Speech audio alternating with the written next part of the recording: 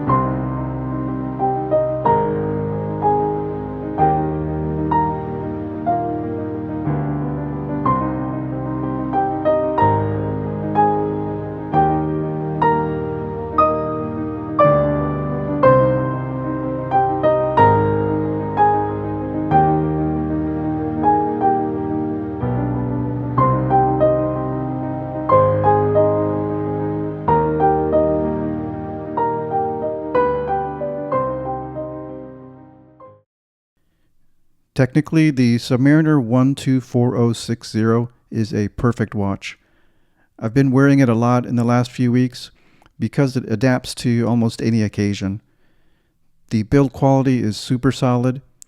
At this point in the design, any weak points, any points of failure have been minimized. Still has an impressive depth rating, still a robust movement with a longer power reserve, a very legible dial, a very clicky but smooth, silky bezel action, a much tighter and solid bracelet, a very convenient glide lock system.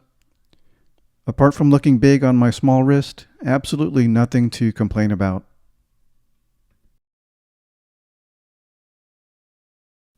Technically, the Submariner date 11610 is an imperfect watch. The bezel action is failing and now it's difficult to turn.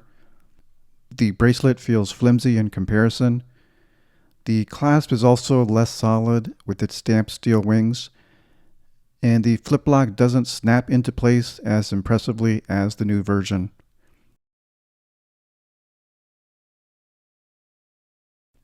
It's like the difference between closing the door of a luxury vehicle versus an entry-level car.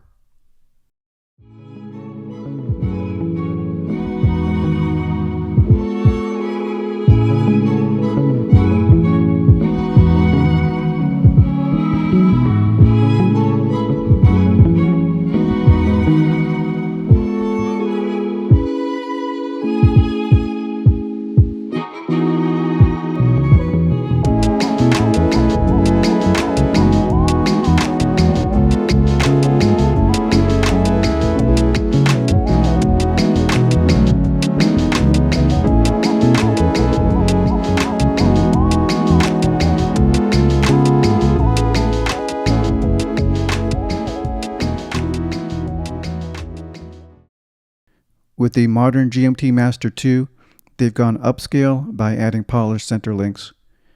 This really does make it more of a luxury watch, and I think it's positioned as a dressier watch than the Submariner. This version being in white gold, I like how heavy and dense it feels on the wrist, and the case size is still compact. It does look visually smaller than the 41mm Submariner, even though the difference is small. Gold does take on scratches easier, especially on the polished center links and the clasp. And it's not something I can fix at home. On my other stainless steel watches, I can buff out the light scratches on the brushed stainless steel, but I don't touch my gold watches at home. I put away my 16710 for a while, thinking I might not need it anymore, but when I put it on again, it all came back to me why this is a classic Rolex.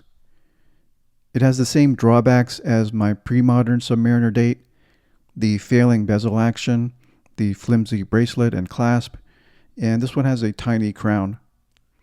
But it is lightweight and comfortable on the wrist, and this case thickness is thinner than the Submariner date.